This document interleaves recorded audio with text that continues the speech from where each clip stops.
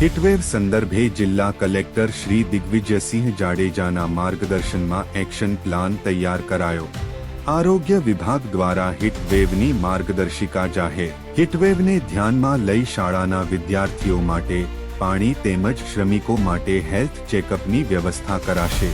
રાજ્યમાં આગામી દિવસો દરમિયાન તાપમાન વધુ રહેવાની શક્યતા છે, જેને અનુલક્ષીને નાગરિકો પોતાના આરોગ્ય તથા પશુ પક્ષીઓને લૂથી બચાવવા કેટલાક ઉપાયો અપનાવે તે જરૂરી છે। જિલ્લા કલેક્ટર શ્રી દિગ્વિજયસિંહ જાડેજાના માર્ગદર્શનમાં જિલ્લા આરોગ્ય વિભાગ દ્વારા હાલ જિલ્લામાં હીટવેવ અંગેની અસરને ધ્યાને લેતા જાહેર જનતા માટે સાવધાની માટે કેટલાક સૂચનો અનુસરવા અનુરોધ કરાયો છે। ઉનાળાની સિઝનમાં પડતી અસહ્ય ગરમી તથા તેનાથી બચવા અસરો ઓછી કરવા કલેક્ટર શ્રી દિગ્વિજયસિંહ જાડેજા દ્વારા જિલ્લાના તમામ વિભાગો કચેરીને હીટવેવની એડવાઇઝરી મુજબ સૂચનાઓ આપવામાં આવી હતી।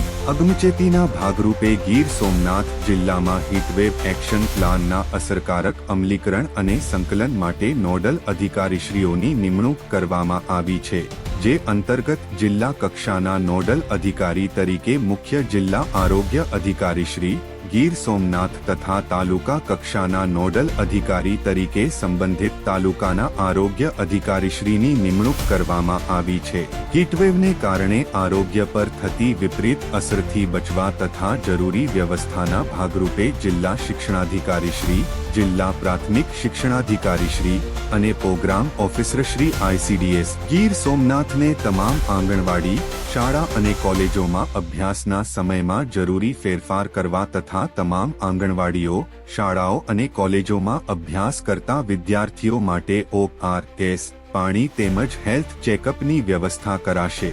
ગીર સોમનાથ જિલ્લામાં શ્રમિકોને હીટવેવને કારણે આરોગ્ય પર થતી વિપરીત અસરથી બચવા તથા જરૂરી વ્યવસ્થાના ભાગરૂપે મનરેગા હેઠળ ચાલતા તમામ કામો તેમજ પ્રોડક્શન સાઇટ ઉપર શ્રમિકો માટે પાણી તેમજ હેલ્થ ચેકઅપની વ્યવસ્થા કરવા અને આવા કામો બપોરની વધુ પડતી ગરમી દરમિયાન બંધ રાખવા જણાવ્યું છે।